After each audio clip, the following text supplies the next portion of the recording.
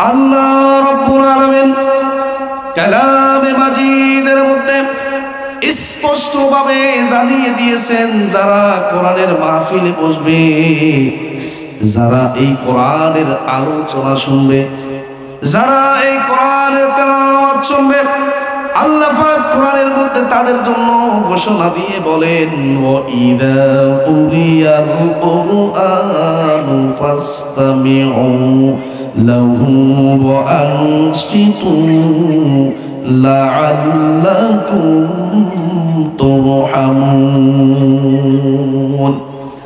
আল্লাহ পাক কালামে মাজিদের মধ্যে জানিয়ে দিয়ে বলেন, ও দুনিয়ার বান্দা, ও দুনিয়ার মানুষ, যখন তোমাদের সামনে কোরআনের আলোচনা হবে, তেলাওয়াত করা হবে, যদি তোমরা এই কোরআনের তেলাওয়াতকে মনোযোগ সহকারে শুনতে পারো, আশা করা যায় তোমাদের উপরে আল্লাহর রহমত নাজিল হবে। কার কথা এটা? কোরআনের আয়াতে যেটা আছে, এটা কি কখনো অস্বীকার করার সুযোগ আছে? অবিশ্বাস করার সুযোগ আছে? তাহলে এই মাহফিলের প্যান্ডেলে যতক্ষণ বসা থাকবেন, ততক্ষণ আল্লাহর পক্ষ থেকে রহমত নাজিল হবে। বলুন না সুবহানাল্লাহ। আল্লাহ পাক এই জন্য বলেন, বান্দা শোনো, তোমরা যতক্ষণ এই কোরআনের আলোচনা শুনবে, যতক্ষণ এই কোরআন থেকে আলোচনা হবে, মনোযোগ সহকারে যদি শুনতে পারো, আমি আল্লাহ রাব্বুল আলামিন তোমাদের উপরে সন্তুষ্টি হয়ে, রাজি হয়ে আমার আরশে আজিম থেকে সাকিনা নামক রহমত নাজিল করতে থাকব। তাহলে প্যান্ডেলের বাইরে যারা আছেন, আজকের যে মাহফিলের মজমা, কোরআনের কথা, এই আগামী দিন এই জায়গাটাকে আর কেউ কোরআনের মজলিস মাহফিল বলবে? এটাকে বলবে একটা স্কুলের মাঠ, খেলার মাঠ। গতকালকেও এই জায়গাটার নাম ছিল কি? খেলার মাঠ। এখানে বাচ্চারা খেলাধুলা করেছে। আজকের এই মুহূর্তে যতক্ষণ মাহফিল চলমান থাকবে, ততক্ষণ এই মাঠটার নাম মাঠ নয়, এটা হলো জান্নাতের বাগান, এটা হলো আল্লাহর রহমতের সামিয়ানা। এই আল্লাহর রহমতের সামিয়ানার ভিতরে যারাই আসতে পারবে তারাই সৌভাগ্যবান, ঠিক কিনা? আমি একটা হাদিস দিয়ে শুরু করব। বিশ্বনবী সাল্লাল্লাহু আলাইহি ওয়াসাল্লাম একদিন মসজিদের নববীতে দাওয়াত দিচ্ছিলেন। এমন অবস্থায় তিনজন লোক সেখানে আগমন করছেন। কয়জন লোক? তিনজন লোক আগমন করছেন। একজন লোক কোনো দ্বিধাদ্বন্দ্ব না করে সরাসরি ওই দাসের ভিতরে বসে গেছে, রাসূলের সামনাসামনি গিয়ে। আর আরেকজন ব্যক্তি একটু লজ্জা পায়, সে পিছনে বসে মজলিসের বাইরে। বিষয়টা খেয়াল করেন, সেন্সিটিভ একটা হাদিস। আর আরেকটা ব্যক্তি একটু উকি মেরে এখান থেকে চলে গেছে। বিশ্বনবী সাল্লাল্লাহু আলাইহি ওয়াসাল্লাম সাহাবাদের লক্ষ্য করে বললেন, ও আমার সাহাবারা শোনো, আমি কি তোমাদেরকে এই তিনজন ব্যক্তির বর্ণনা দেব কিনা? সাহাবায়ে জবাবে বললেন, ইয়া রাসূলুল্লাহ, আপনি অবশ্যই এই তিনজন লোকের ব্যাপারে আমাদেরকে বর্ণনা দিবেন, কে কেমন লোক ছিল।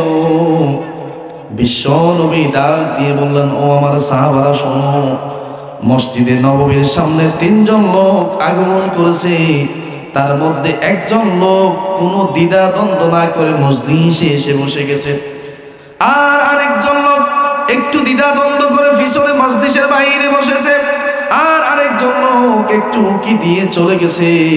ও আমার সাহাবারা শোনো, আমার আল্লাহর পক্ষ থেকে এই মুহূর্তে আমার কাছে মেসেজ চলে আসলো, যেই ব্যক্তি কোনো দ্বিধা দ্বন্দ্ব না করে মজলিসে এসে বসে গেল, আমার আল্লাহ জানিয়ে দিলেন ওই বান্দাটাকে আল্লাহ তার কুদরতি কদম মোবারকে নিয়ে নিলেন।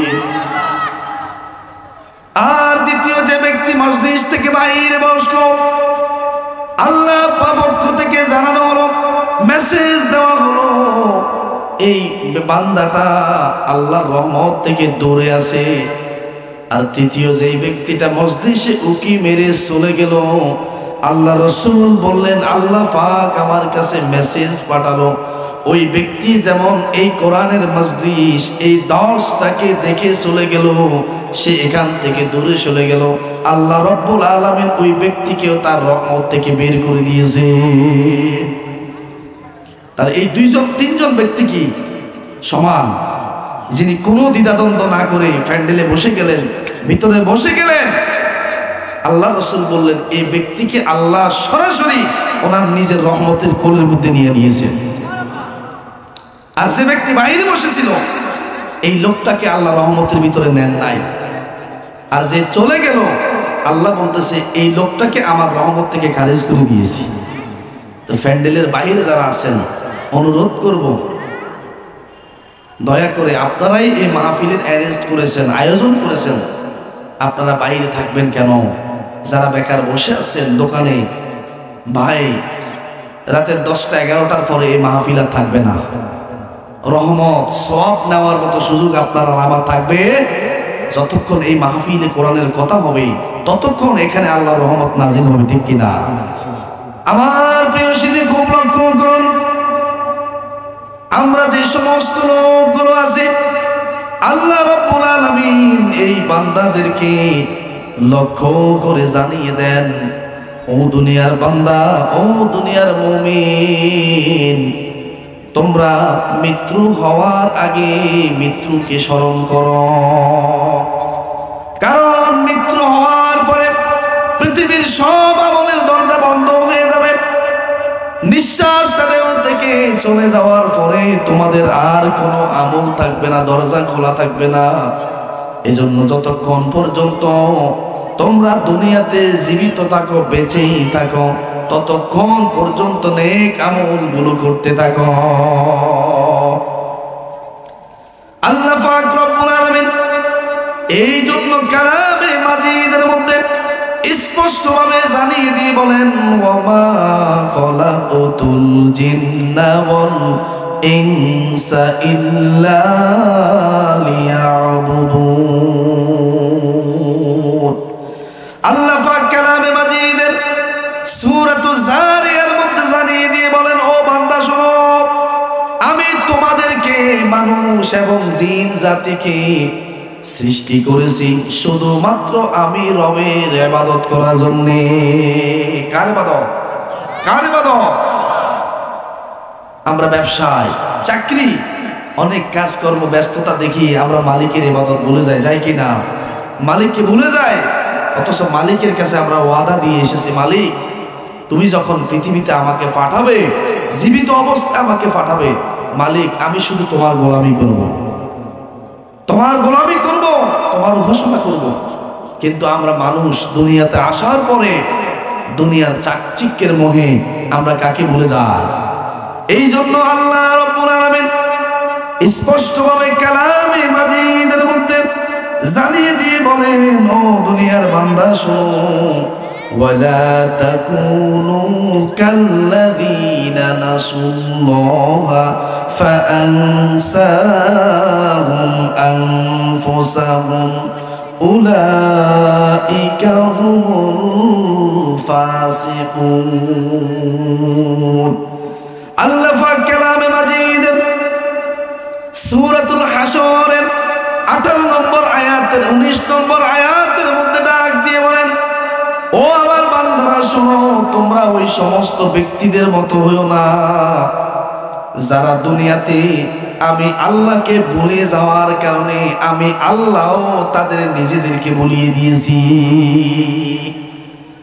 কারণ তারা দুনিয়াতে যাওয়ার পরে ধন সম্পদের মোহে পড়ে, দুনিয়ার চাকচিক্যের মোহে পড়ে, মরীচিকার পিছনে দৌড়ে তারা আমি রবকে ভুলে গেল। এই জন্য আমি রব তাদেরকেও ভুলিয়ে দিলাম। আর ওই সমস্ত লোকগুলো হচ্ছে ফাসিক। আর ফাসিকদের জায়গা, ফাসিকদের আবাসস্থল হলো জাহান্নাম। এই জন্য প্রিয় ভাইরা, দুনিয়াতে চাকরি করবেন, ব্যবসা করবেন, কাজ করবেন, কিন্তু মালিকের গোলামি, মালিকের সেজদা দেওয়া ভুলবেন না। সাহাবা আজমাইন রাদিয়াল্লাহু তাআলা আনহুম বিশ্ব নবীকে একদিন মসজিদে নববীতে জিজ্ঞাসা করলেন, ইয়া রাসূলুল্লাহ, ইয়া হাবিবাল্লাহ, আমরা দুনিয়াতে কোন আমলের দ্বারা আমাদের মালিক আমাদেরকে বেশি মহাব্বত করবেন, বেশি ভালোবাসবেন? বিশ্বনবী জবাব দিয়ে বললেন, ও আমার সাহাবারা শোনো, একজন বান্দা যখন দুনিয়ার সব কিছু পিছনে ফেলে যখন ইবাদত বন্দেগী করার জন্য মসজিদে ঢুকে নামাজের মুসল্লায় দাঁড়িয়ে আল্লাহু আকবার ধ্বনি দিয়ে আল্লাহকে রুকু করে সেজদা করে, আল্লাহ রাসূল বলেন ওই সেজদা অবস্থায় একজন বান্দা আল্লাহর সব চাইতে বেশি নিকটবর্তী হয়ে যায়। এবার খুব লক্ষ্য করেন, আমরা যেই সমস্ত লোকগুলো, যে সমস্ত আল্লাহর গোলামগুলো দৈনিক 5 ওয়াক্ত নামাজ আদায় করে, এই আল্লাহর গোলামগুলো দৈনিক 17 রাকাত ফরজ নামাজ আদায় করি। এই 17 রাকাত নামাজের মধ্যে আমরা মালিককে 34 বার সেজদা দেই। কয়বার সেজদা দেই? 34 বার সেজদা দেই।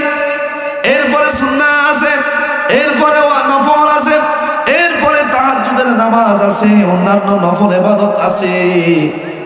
আমার ব্যক্তিগত অভিমত থেকে আমি বলতেছি, যে সমস্ত লোকগুলো পাঞ্চুয়ালি নামাজি নামাজ আদায় করে, আমার ধারণা ওই লোকগুলো দৈনিক 100 বার তার মালিককে সেজদা দেয়, ঠিক কিনা?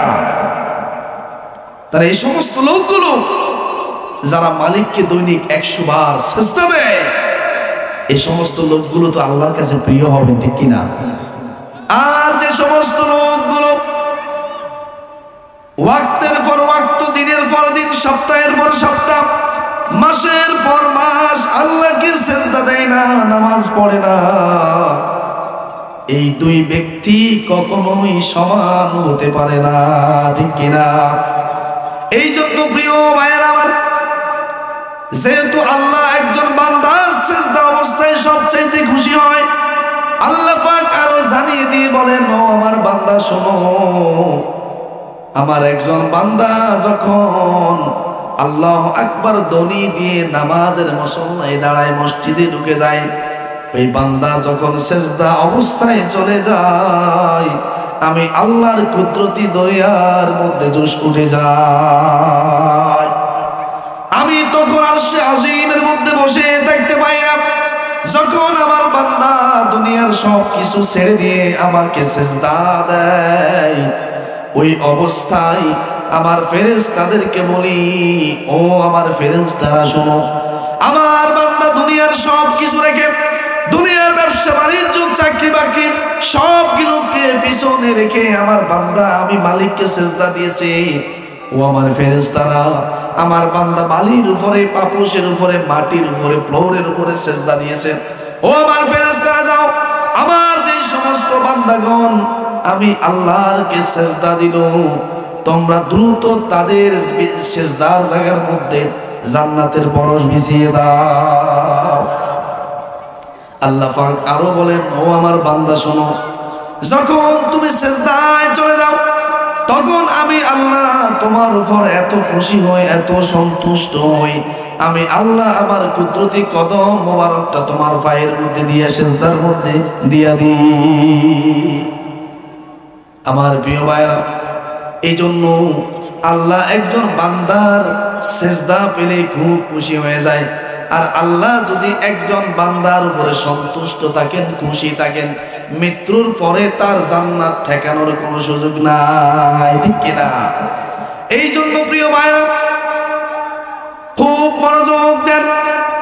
আল্লাহ রাব্বুল আলামিন এই জন্য মানুষদেরকে বলেন, ও মানুষ, তোমাদেরকে এবং জিন জাতিকে সৃষ্টি করেছি আমার ইবাদত করার জন্য।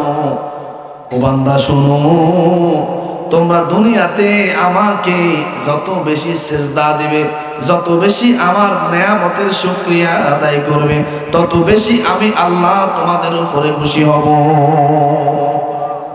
প্রিয় ভাইয়েরা, এমন কিছু ভাই আমরা দেখি নামাজের দাওয়াত দিই, বলি, নামাজে আসে না, ওয়াক্তিয়া নাই, এমন কিছু মানুষও আছে জুমার নামাজও পড়ে না, আছে নাকি নাই? আপনাদের এই সমাজে নাই? এই সরাঞ্চলে নাই। জিজ্ঞাসা করলে কো ভাই খুব ব্যস্ত, কি যে ব্যস্ত আল্লাহই ভালো জানে। এজন্যই আল্লাহ বলতেছে বান্দা আলহাকুমুত তাকাসুর হাত্তা যুরতুমুল মাকাবির, বান্দা তোমাকে দুনিয়ার মোহটা এমন ভাবে আচ্ছন্ন করে দিয়েছে, এমন ভাবে বিমোহিত করে দিয়েছে, এমন ভাবে পাগল উন্মাদ করে দিয়েছে, তোমরা দুনিয়ার মোহে আমি মালিককে ভুলে গেছো, অথচ তোমরা বুঝো না সুম্মা ইলাইহি তুরজাউন। বান্দা তুমি যা কিছু করো পরিশেষে কার কাছে ফিরে যাওয়া লাগবে। আমার প্রিয় উপস্থিতি, আমি কালামে মাজিদ থেকে একটা আয়াত এবং রাসূলের মুখ নিঃসৃত বাণী থেকে বুখারী শরীফ থেকে একটা হাদিস তেলাওয়াত করেছি। আল্লাহ রাব্বুল আলামিন যদি তৌফিক এনায়েত করেন, আমি এই কালামে মাজিদের আয়াতের আলোকে এবং রাসূলের সুন্নাহর আলোকে সংক্ষেপে কথা বলবো ইনশাআল্লাহ। প্রধান মেহমান আসলেই আলোচনা ছেড়ে দেওয়া হবে, উনি আলোচনা করবে ইনশাআল্লাহ। উনি অল্প কিছুক্ষণের মধ্যে আমাদের কাছে পৌঁছে যাবেন। আমরা আল্লাহর কাছে দোয়া করি আমাদের প্রধান মুফাসসিরকে আল্লাহ পাক সহিহ সালামতে আমাদের মাঝে আসার সুযোগ করে দিক, বলুন আমিন। সম্মানিত উপস্থিতি, আমি কালামে মাজিদ থেকে সূরাতুল হাসর 59 নম্বর সূরা, কত নম্বর সূরা? 59 নম্বর সূরা। এই 59 নম্বর সূরার 18 নম্বর আয়াতটা আমি তেলাওয়াত করেছি। কত নম্বর আয়াত? 18 নম্বর আয়াত। সূরার নম্বর হচ্ছে 59। এই সূরাতুল হাসরের মধ্যে আল্লাহ রাব্বুল আলামিন 24টা আয়াত দিয়েছেন। কতটা আয়াত? 24টা আয়াত। এই যে আমরা দুনিয়াতে এখন আছি, আমরা দুনিয়া থেকে সকলে যাওয়া লাগবে নাকি লাগবে না? আমরা কি স্থায়ীভাবে থাকতে পারবো? আদম আলাইহিস সালাম থেকে শুরু করে আমাদের পূর্বপুরুষদের সময় পর্যন্ত যারা দুনিয়াতে ছিলেন তারা কি এখন কেউ আছেন? আমাদের বাবারা দাদারা কি আছেন? কিছুদিন পরে আমরা চলে যাব, যাবো কিনা? আমাদের সন্তানরা চলে যাবে, নাতিরা চলে যাবে, আস্তে আস্তে সকলেই পৃথিবীর দিকে যাওয়া, কেউ থাকতে পারবে না। কারণ এই পৃথিবীতে আমরা হলাম মুসাফির, এই পৃথিবীতে আমরা কি, এই জন্য কবি বলেন ইহা হাম সব মুসাফির হ্যায় ওহি আখের ঠিকানা, কোই আগে রওয়ানা হয় কোই পিছে রওয়ানা। কবি সুন্দর করে বলেন এই পৃথিবীতে আমরা হচ্ছে মুসাফির। একজন মুসাফির যেমন একটা জায়গায় স্থায়ীভাবে থাকে না, কয়েকদিন কয়েক ঘন্টা অপেক্ষা করে আবার তার গন্তব্যে চলে যায়, হয়তো আগে যাবে না পরে যাবে, ঠিক আমরা মানুষরাও হয়তো কেউ আগে যাব কেউ পরে যাওয়া লাগবে, ঠিক কিনা? এই জন্য এই পৃথিবীতে এই কবর নামক বাড়িতে আমরা যাওয়া লাগবো কি? এই জন্য বিশ্ব নবী জানিয়ে দিয়ে বলেন ও আমার উম্মতেরা শোনো, আল কবরু রাউদাতুম মিন রিয়াদিল জান্নাহ ওয়া হুফরাতুম মিন হুফারিন নার। ও আমার উম্মতেরা শোনো, যেই 3.5 হাত মাটির ভিতরে তোমাদেরকে কবরের ভিতরে দাফন করা হবে, এই কবরের ভিতরে তোমাদের যাদেরকে দাফন করা হবে, কেউ আগে যেতে হবে কেউ পরে যেতে হবে, কিন্তু এই কবরটা কারো জন্য জাহান্নামের গর্ত হয়ে যাবে। নাউজুবিল্লাহ। ও হুফরাতিম মিন হুফারিন নার, কারো জন্য জাহান্নামের গর্ত হয়ে যাবে, আর কারো জন্য রাউদাতুম মিন রিয়াদিল জান্নাহ, কারো জন্য জান্নাতের বাগান হয়ে যাবে। এই জন্য আল্লাহ সূরাতুল হাসরের 18 নম্বর আয়াতের মধ্যে যে বিবৃতিটা আমাদের জন্য দিয়েছেন, এই বিবৃতিটা আমরা একটু লক্ষ্য করি। আল্লাহ কি বললেন আমাদের জন্য? নসিহত করেছেন এই পৃথিবী আমাদের আসল জায়গা না, এই পৃথিবী আমাদের মূল বাসিন্দা নয়। আমাদের মূল বাসিন্দা কোথায়? এই জন্য আল্লাহ রাব্বুল আলামিন স্পষ্টভাবে বলেন ইয়া আইয়ুহাল্লাযীনা আমানু তাকুল্লাহা ওয়াল তানজুর নাফসুম মা কদ্দামাত লিগাদ ওয়াত্তাকুল্লাহা ইন্নাল্লাহা খাবীরুম বিমা তা'মালুন। আল্লাহ পাক বলেন ও দুনিয়ার ঈমানদার শোনো, ও ও দুনিয়ার মুমিন শোনো, ও দুনিয়ার কালেমা পড়নেওয়ালা শোনো, তোমরা আমি আল্লাহকে ভয় করো। কাকে ভয় করো? আল্লাহকে ভয় করো। ওয়ালতানজুর নাফসুম মা কদ্দামাত লিগাদ, এবং তোমরা খেয়াল রাখো তোমরা তোমাদের পরবর্তী জীবনের জন্য কি সঞ্চয় পাঠাও। কার কথা? ওয়ালতানজুর, তোমরা লক্ষ্য করো, নাফসুম মা কদ্দামাত লিগাদ, প্রত্যেকেই তোমরা লক্ষ্য রাখো আগামী দিনের জন্য তোমরা কি পাঠাচ্ছ। কি আমরা দুনিয়াতে ভবিষ্যৎ ফিউচার প্ল্যান করি, আমরা যে আমরা ডিপোজিট করি, ব্যাংকে বিমা করি, ব্যাংকে টাকা জমায় কিনা? এই টাকাগুলো কেন জমায়? এই টাকাগুলো আমরা পরবর্তীতে যখন মোটা অঙ্কের একটা টাকা হবে, এই টাকা দিয়ে আমরা কিছু করতে পারবো, কি ঠিক কিনা? কিন্তু আল্লাহ বলতেছে, বান্দা তোমারটা তুমি দুনিয়াতে করো, তবে ওইটাও লক্ষ্য রাখতে হইবে। তানজুর নাফসুম মা কদ্দামাত লিগাদ, তুমি দুনিয়ার সঞ্চয় করো, তবে লক্ষ্য রাখো তুমি আখিরাতের জন্য কি পাঠাচ্ছ। কারণ একজন ব্যক্তি যখন তার ব্যাংকের মধ্যে কোটি টাকা পড়ে থাকবে, যখন তার দেহ থেকে নিঃশ্বাসটা চলে যাবে, যখন সে দুনিয়াতে ইন্তেকাল করবে, তখন তার এই ব্যাংকের টাকাগুলো কি তার সাথে যাবে? জমিগুলো যাবে, দোকানগুলো যাবে, কোন সম্পদ তার সাথে যাবে না, তার সাথে যাবে ঈমান আর আমল, ঠিক কিনা? এই জন্য আল্লাহ পাক বলেন, বান্দা তোমরা লক্ষ্য রাখো তোমরা পরকাল কিয়ামতের জন্য তোমরা কোন জিনিস পাঠাও। কার কথা? এখন আমরা কি চিন্তা করি, আমরা কি আমাদের মৃত্যুর পরে যে স্থায়ী যেখানে যে ঘরে আমরা থাকবো, সেই ঘরের কিছু পাঠানোর জন্য কি আমরা চেষ্টা করি? আমরা তো কোনোদিন তাজকিয়ে নফস, আত্মসমালোচনা আমরা করি না। আল্লাহ রাসূল আত্মসমালোচনার কথা বলেছেন যে তোমরা প্রত্যেক রজনীতে যখন ঘুমোতে যাবে, তখন তোমরা একটু নিজেদেরকে নিয়ে আত্মসমালোচনা করবে। কি করবে? আত্মসমালোচনা করবে। আত্মসমালোচনা কোনটা? আপনি চোখ বুঝে একটু চিন্তা করবেন, আজকের এই 24টা ঘন্টার মধ্যে আমি কি করলাম, আমি কি নেকামল করলাম। আজকে 24 ঘন্টার মধ্যে 5 ওয়াক্ত নামাজ আমার উপরে ফরজ ছিল, এই 5 ওয়াক্ত নামাজ কি আমি পড়লাম কিনা? এই 5 ওয়াক্ত নামাজের পরে আমার উপরে কোরআন তেলাওয়াত, দ্বীনি ইলম তলব করাটা ফরজ ছিল, আমি কি সেটা করলাম কিনা? এরপরে যখন রাত্রিবেলা চিন্তা করবেন, আল্লাহর কাছে তো আমি ওয়াদা দিয়ে আসছি, ইন্নাল্লাহা আশতারা মিনাল মুমিনিনা আনফুসাহুম ওয়া আমওয়ালাহুম বিআন্না লাহুমুল জান্নাহ, যে আল্লাহ তো আমাকে বলেছেন যে নিশ্চয় আমি মুমিনদের নিকট থেকে তাদের জান আর মালের বিনিময়ে জান্নাত কি করছেন? ক্রয় করছেন, অথবা জান্নাতের বিনিময়ে মুমিনদের জান আর মাল ক্রয় করেছেন। এখন এই চিন্তা যদি আপনি করেন, আহারে আল্লাহ তো আমার কাছ থেকে জান আর মাল লই গেছে, বিনিময়ে কি দিবে? জান্নাত দিবে। এখন দুনিয়াতে যদি জান আর মালটা যদি আল্লাহর রাস্তায় না দেই, মৃত্যুর পরে কি আল্লাহ জান্নাত দেবে?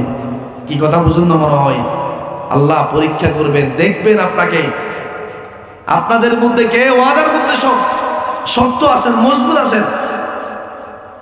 ফালা ইয়ালামান্নাল্লাযীনা সাদাকু ওয়ালা ইয়ালামান্নাল কাযিবিন। বান্দা তোমাদের মধ্যে কে সত্যবাদী আর কে মিথ্যাবাদী, এটা আমরা একটু দেখব। কে বলতেছেন? আল্লাহ বলছে এটা দেখব। আমাকে যে ওয়াদা দিয়ে গেছো, এই ওয়াদা দেওয়ার পরে ওই ওয়াদার উপরে তুমি কতটুকু থাকো। তবে বান্দা ওয়াদাল্লাহি হাক্ক, আমি আল্লাহর ওয়াদা পাকাপোক্ত, আমার ওয়াদা এক চুলো লটচট হবে না, কিন্তু তোমার ওয়াদার মধ্যে তুমি ঠিক থাকো। এখন আমরা কি আমাদের ওয়াদার মধ্যে ঠিক আছি? আল্লাহ আমাদেরকে স্মরণ করিয়ে দেয়, যখনই এই তাফসীর মাহফিল হবে, যখনই মসজিদে আলোচনা হবে, তখন আপনি বুঝবেন আলেমরা আপনাদেরকে স্মরণ করিয়ে দিচ্ছে। আমরা তো ভুলে যাই, আমরা মনে করি যে পৃথিবী আমাদের জন্য আসল, এটাই আমাদের মূল, কিন্তু আসলে এই পৃথিবী কারো জন্য মূল থাকার স্থায়ী বাসিন্দা।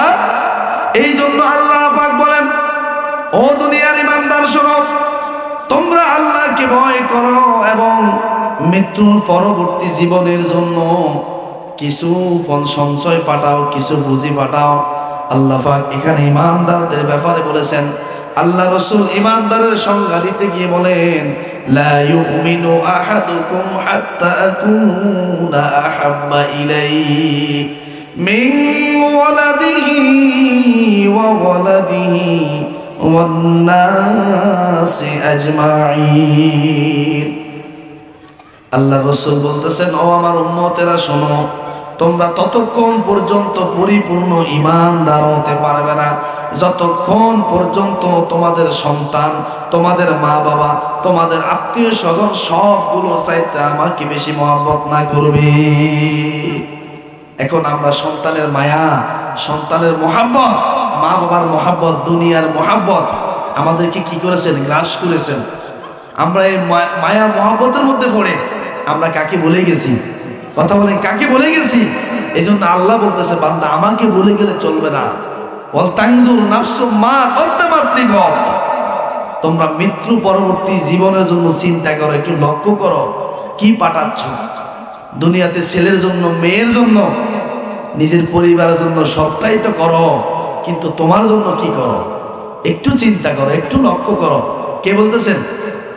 আল্লাহ বলতেছেন। সবটাই তো তোমার দুনিয়াতে থাকবে, ব্যবসা বাণিজ্য, কোটি টাকার সম্পদ, ব্যাংক ব্যালেন্স, মসজিদে বাড়ি জায়গা কিনছেন, ঢাকাতে কিনছেন, মতিঝিলে কিনছেন, এরপরে আপনার মিরপুরে কিনছেন, হ্যাঁ, এরপরে বিভিন্ন জায়গায় কিনলেন, কিন্তু মৃত্যুর পরে সব জায়গা পড়ে থাকবে, ঠিক কিনা? আপনার আমার সঙ্গে কি যাবে? আল্লাহ ওটাই স্মরণ করে দিচ্ছেন যে বান্দা তুমি এটা চিন্তা করো যে তোমার মৃত্যুর পরবর্তী জীবনের জন্য তুমি কি পাঠাও। বিপদ মুসিবত আমাদের কাছে আসবে কি আসবে না? কি মানুষ বলে না, মুরব্বীরা আপনারাই তো বলেন যে সদকা থেকে বলা দূর। সদকা থেকে কি দূর? বলা দূর। সদকা, দান সদকা আল্লাহর রাস্তায় যত বেশি করবেন, আল্লাহ বলতেছে বান্দা আমি আমার বান্দার থেকে বিপদ মুসিবতকে একটু দূরে ঠেলে দিব। আমার প্রিয় ভাইয়েরা খুব লক্ষ্য করুন, বনি ইসরাঈলের জামানায় মূসা আলাইহিস সালাম একদিন আল্লাহর সাথে কথোপকথন করার জন্য তুর পর্বতের দিকে যাচ্ছেন। কোথায় যাচ্ছেন? তুর পর্বতের দিকে যাচ্ছেন। প্রতিমধ্যে এমন একজন লোকের সাথে সাক্ষাৎ হলো। ওই লোকটা মূসা আলাইহিস সালামকে বলল, ইয়া মূসা, তুমি তো মালিকের সাথে কথা বলো, মালিক তোমার সাথে কথা বলেই। ও মূসা, তুমি আল্লাহকে, মালিককে জিজ্ঞাসা করবা, একটু বলবা যাতে আমার বিপদ মুসিবত খারাপ জিনিস আসার আগে যেন আমার আল্লাহ আমাকে জানিয়ে দেয়। মূসা আলাইহিস সালাম বলল, আল্লাহর গোলাম শোনো, এটা কখনো সম্ভব নয়। একজন নবীদেরকেও আল্লাহ পাক এটা জানান নাই, তার বিপদ মুসিবত আসার আগেও এটা জানান নাই, তোমাকেও জানাবে না, এটা কখনো সম্ভব নয়। এটা বরঞ্চ তোমার জন্য খারাপ হবে। ওই লোকটা বলল, মূসা, আমার যদি খারাপ হয় তারপরেও আল্লাহর কাছে তুমি এটা সওয়াল করবা যাতে করে আমার বিপদ মুসিবতের আগে আমাকে সব জানিয়ে দেয়। মূসা আলাইহিস সালাম চলে গেলেন তুর পর্বতের পাশে। সেখানে মালিকের সাথে সালাম বিনিময় হলো, কৌশল বিনিময় হলো। এক পর্যায়ে মূসা আলাইহিস সালাম আল্লাহকে বললেন, মালিক, তোমার একজন পাগলা বান্দা আমাকে একটা দরখাস্ত দিয়েছে তোমার কাছে দেওয়ার জন্য। তখন আল্লাহ পাক বললেন, মূসা বলো। আসলে কি আল্লাহ পাক জানে না এটা? ওই লোকটার সাথে যে মূসার সাথে কথা হয়েছে এটা কি আল্লাহ জানে কি জানে না? তারপরেও মূসা আলাইহিস সালামের কথা শুনতেছে। ও মূসা, ওই লোকটার দরখাস্ত কি একটু পেশ করো। মূসা আলাইহিস সালাম বললেন, ও আল্লাহ, তোমার ওই বান্দা বলেছে তার বিপদ মুসিবত আসার আগে তাকে যেন জানিয়ে দেওয়া হয়। আল্লাহ পাক বললেন, মূসা, এটা কখনো সম্ভব নয়।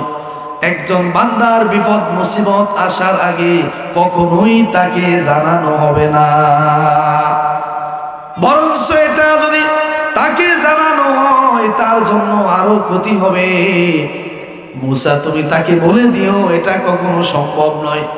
মূসা আলাইহিস সালাম বললেন, আল্লাহ, তোমার এই পাগলা বান্দা আবদার করেছে যাতে করে বিপদের আগে তুমি তাকে জানিয়ে দাও, দরখাস্ত করেছে। আল্লাহ পাক পরবর্তীতে বলল, মুসা যাও, আমার ওই বান্দার দোয়াটা আমি কবুল করলাম, তার বিপদ মুসিবত আসার আগে আমি তাকে জানিয়ে দিব। একদিন মুসা আলাইহিস সালাম আল্লাহর সাথে কথা বলতেছেন, এমত অবস্থায় আল্লাহ পাক ডাক দিয়ে বললেন, মুসা, আমার ওই বান্দাকে তুমি বলে দিবে আগামী দিন শুক্রবার বিকাল নাগাদ তার গরুটা মারা যাবে। খুব মনোযোগী হন, শিক্ষণীয় বিষয়। কিন্তু মুসা আলাইহিস সালাম প্রতিমধ্যে যাওয়ার পরে ওই লোকটাকে ডাক দিয়ে বললেন, ও আল্লাহর বান্দা শোনো, আল্লাহ পাক আমাকে মেসেজ দিয়েছেন আগামী শুক্রবার দিন তোমার গরুটা মারা যাবে। ওই লোকটা হেসে দিয়ে বললেন, মুসা, আমি বলছি না তোমাকে, আমার বিপদের কথা যদি আমি আগে জেনে যাই তাহলেই তো আমার জন্য ভালো। এখন আগামী শুক্রবার আসার আগে আমি গরুটা বিক্রি করে দেব, তাহলে আমি টাকা পেয়ে যাব।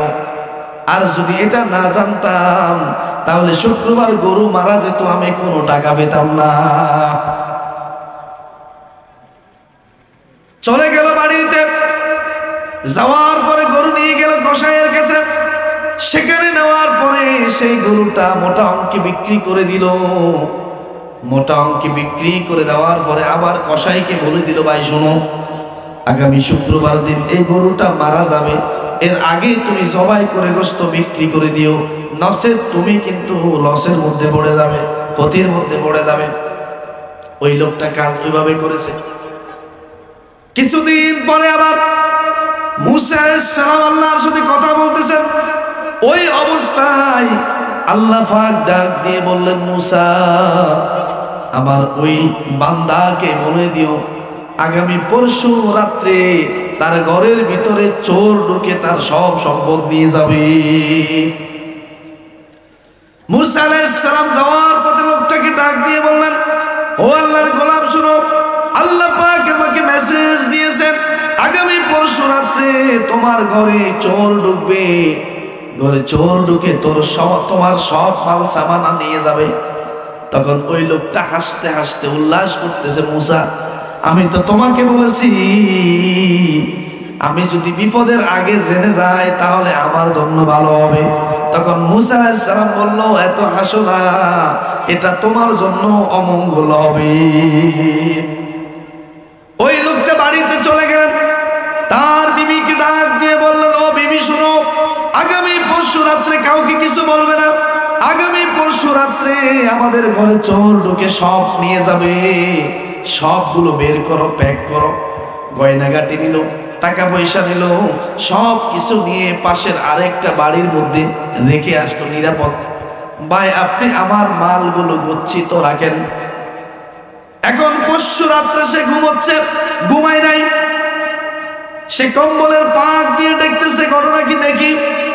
এক সময় দেখলো চোর শিক কেটে ঘরে ঢুকতেছে, কম্বলের ফাঁক দিয়ে বলতেছে, ও চোর শোনো, আমি তো গত 2 দিন আগে সংবাদ পেয়েছি তুমি ঘরের ভিতরে ঢুকে মালগুলা নিবে, তুমি তো ঘরে ঢুকে কিছুই পাবে না, আমার সব মাল তো আমি অন্য জায়গায় রেখে এসেছি। চোরে ঢুকে কিছু পেল না।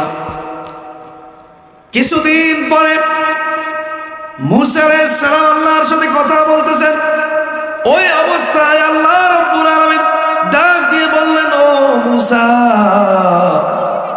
আমার ওই বান্দাকে আজকে মেসেজ দিবা আগামী শনিবার দিন সেই দুপুরের পরে মারা যাবে।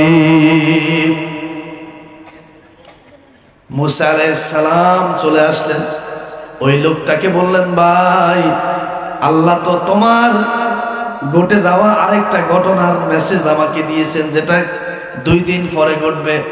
তখন বললেন, ভাই মুসা, বলো কি বলছে? তখন মুসা আলাইহিস সালাম বললেন, ও আল্লাহর বান্দা শোনো, তুমি আগামী শনিবার দিন দুপুরের পরে মারা যাবে। এই কথাটা শুনে লোকটা হাউমাউ করে কেঁদে দিল। কেঁদে দিয়ে বলল, ও মুসা, তুমি আমার রবের কাছে আমার দরখাস্ত করো, আমার গরু বেচা টাকা, আমার স্বর্ণ গয়নাগাটি অর্থ সম্পদ আমার যা কিছু আছে সবগুলো আল্লাহর রাস্তায় দিয়ে দিব। ও মুসা আল্লাহকে বলো আমার জানটা যেন আমাকে ফিরিয়ে দেয়। মুসা আলাইহিস সালাম বলল, আল্লাহর বান্দা শোনো, আমি তো তোমাকে আগেই বলেছি জিনিস আগে জেনে যাও, এটা তোমার জন্য খারাপ হবে। আল্লাহর পক্ষ থেকে নির্দেশনা আছে, এটা কখনোই সম্ভব নয়, তোমার ওই দিনে মৃত্যু হবে। ওই লোক কান্নাকাটি করতেছে। ভাই আমার, এই মেসেজ থেকে শিক্ষা নিতে হবে। আজরাইল যেদিন আপনার আবার সিনা বরাবর চলে আসবে, ওই দিন যদি আপনি তাকে বলেন, ভাই আমার ব্যাংকে জমানো টাকা, আমার ডিপোজিট, আমার বীমা, আমার দোকান, আমার ব্রিকফিল্ড, আমার ব্যবসা, আমার চাকরি, সব জমানো টাকা আমি তোমাকে দিব, আমাকে তারপরেও কিছু হায়াত দাও, দেওয়া হবে। এজন্যই আমরা হাদিসের মধ্যে স্পষ্ট পেয়েছি, যারা আল্লাহর রাস্তায় দান করবে, দান সদকা করবে, দ্বীনের রাস্তায় দেবে, আল্লাহ পাক তাদের থেকে বলা মুসিবত দূর করে দিবেন, দূরে সরিয়ে দিবেন। কিন্তু আমরা অনেক ভাই দেখি টাকা পয়সাকে আমরা এমন ভাবে গচ্ছিত রাখি, হঠাৎ করে ছেলে অসুস্থ হয়ে গেল, হয়ে যায় কিনা, ছেলে অসুস্থ হয়ে গেল, হায় হায়, বাড়িতে রাত্রেবেলা ফোন দিল, কি শুরু হয়েছে, ছেলের ডায়রিয়া শুরু হয়েছে, নিলেন করে আলেকজান্ডার, বললো ভাই আমাদের দ্বারা সম্ভব না, নোয়াখালী নিয়ে যান। নোয়াখালী, ভাই আমাদের দ্বারা সম্ভব না, ঢাকা নিয়ে যান।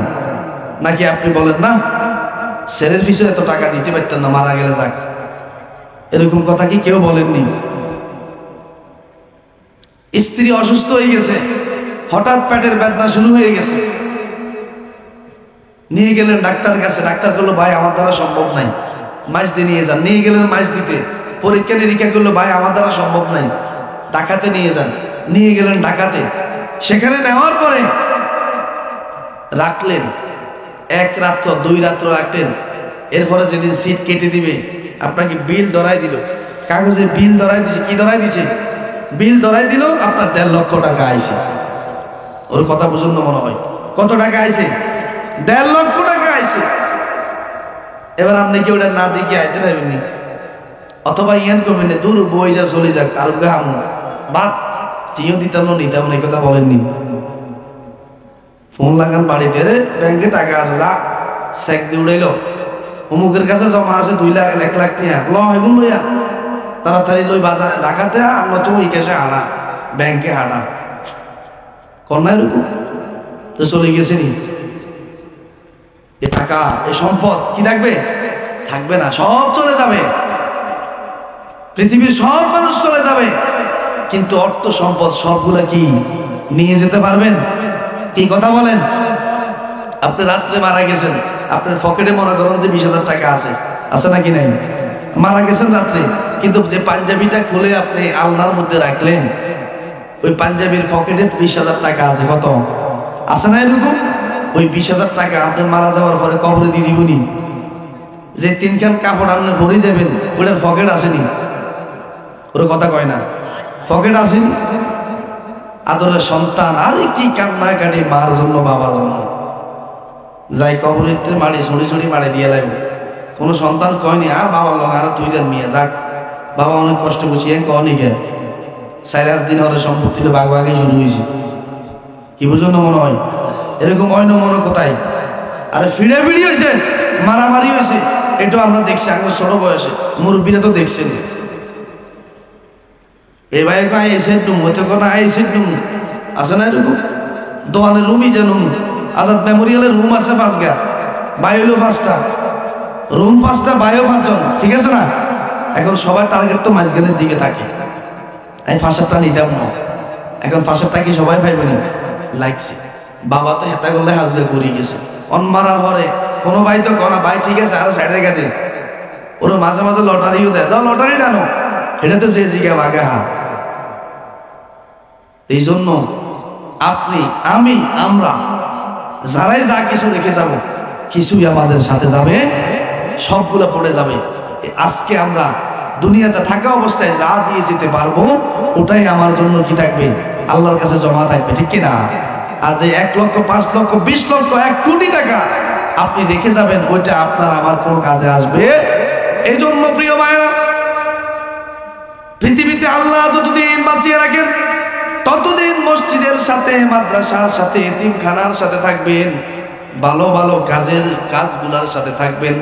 যতটুকু পারেন আল্লাহর দ্বীনের রাস্তায় খরচ করবেন, আল্লাহর দ্বীনের রাস্তায় ব্যয় করবেন। করা যাবে না? এই যে মসজিদ, আজাদ মেমোরিয়াল মসজিদ, এখন টাইলস হয়েছে না, সুন্দর না? দেখেছে আরো অনেকগুলো কাজ বাকি আছে। তাহলে ঘুরে এইগুলা কে করছে? আপনারাই তো করছেন, এলাকার মানুষেরাই তো করছেন নাকি? একজনে কে করে দিছেনি? না, আপনারাই করছেন। আর একজনে যদি করে দেয় আপনার লাভ কি? আপনার আমার লাভটা কি বলেন? আরেক ভাই করে দিল, কিন্তু আপনার আমার লাভ কি? আমি যদি এটার সাথে অংশীদার হতে পারি, মসজিদের কাজ শুরু হবে, ভাই আমি 10 ব্যাগ সিমেন্ট দেবো, ভাই আমি 20 ব্যাগ সিমেন্ট দেবো, আমি 5 ব্যাগ সিমেন্ট দেবো, বাস আপনার এই 10 ব্যাগ 5 ব্যাগে কি মসজিদের কাজ শেষ হইব না? আপনি এই মসজিদ উন্নয়নের কাজে একটু অংশীদার হলেন। বিশ্বনবী স্পষ্ট হাদিসের মধ্যে বলেন, ইদা মাতাল ইনসানু কাতা আমালুহু ইল্লা মিন সালাসা। ও আমার উম্মতেরা শোনো, একজন মানুষ যখন দুনিয়া থেকে মারা যায় তার সব আমলের দরজা বন্ধ হয়ে যায়, কিন্তু 3 প্রকারের আমল চালু থাকে। ওই 3 প্রকারের আমলের সওয়াব একজন বান্দা কবরে শুয়ে শুয়েও পেয়ে থাকে। তার মধ্যে 1 নম্বর হচ্ছে সাদাকাতুন জারিয়া, সদকা জারিয়ার আমল। আপনি কবরে যতদিন থাকবেন ততদিন আপনার আমল নামায় সদকা জারিয়ার সওয়াব পৌঁছে দিবেন কে? এই জন্য মসজিদের জন্য 10,000, 20,000, 5,000 টাকা দান করে আপনি চলে গেছেন, আপনি মরে গেছেন, সমাজের সব মানুষ কি মরে গেছেন? আপনি চলে গেছেন, মসজিদের আজান চলবে কিনা? আপনি চলে যাবেন, মসজিদের নামাজ চলবে কিনা?